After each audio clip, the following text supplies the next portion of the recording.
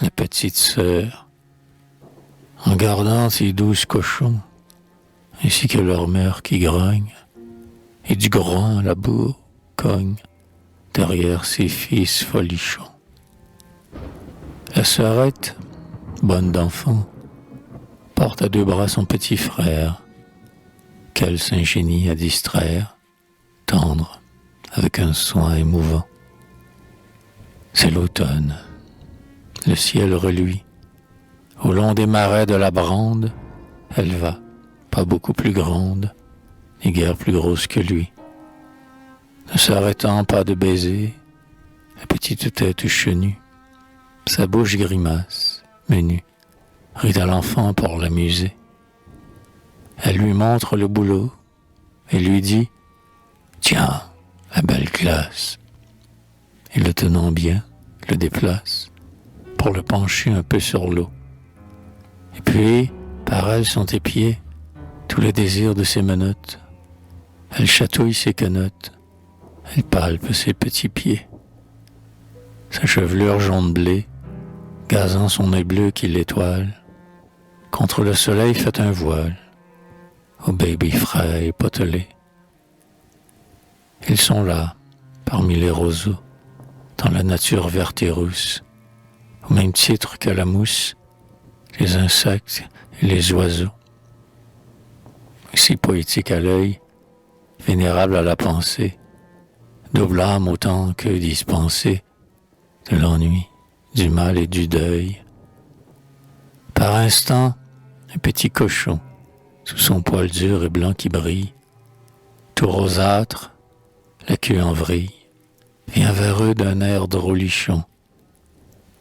Il s'en approche, curieux, les lorgne comme 2 merveilles, et repart, ses longues oreilles tapotant sur ses petits yeux.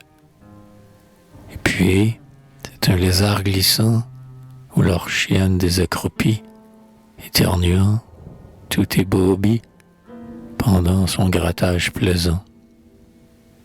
Alors la sœur dit au petit, dont l'œil suivait un vol de mouches, « Regarde-la donc qui se mouche, et qui s'épuce, la margot. » Au souffle du vent caresseur, chacun fait son bruit monotone. Ce qu'elle dit, ce qu'il chantonne, même vague et même douceur. Entre des vols de papillons, leur murmure plein d'indolence s'harmonise dans le silence avec la chanson des grillons. Mais le marmot que le besoin gouverne encore à son caprice, crie et réclame sa nourrice en agitant son petit poing. Ses pleurs sont à peine séchés qu'il en reperle sur sa joue. La sœurette lutine y joue avec ses chagrins si légers, à mesure qu'elle geint plus fort, que davantage il se désole, sa patience le console, avec plus de sourire encore. Le tourment de l'enfant navré a grossi les larmes qu'il verse. Elle le berce, le pauvre tout petit sevré.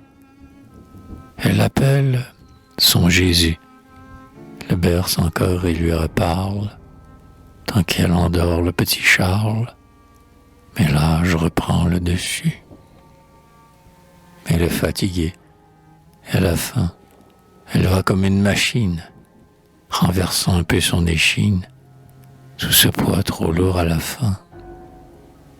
L'enfant recommence à crier, sa sœur met sa force dernière à le porter, taille en arrière, que toujours plus on voit plier. C'est tant qu'ils ne disent plus rien, sur sa capote elle le pose, et pendant qu'il sommeille, rose, elle mange auprès, va, revient. D'un pied mutin, vif et danseur, et quand le petit se réveille, il retrouve toujours pareil la maternité de sa sœur.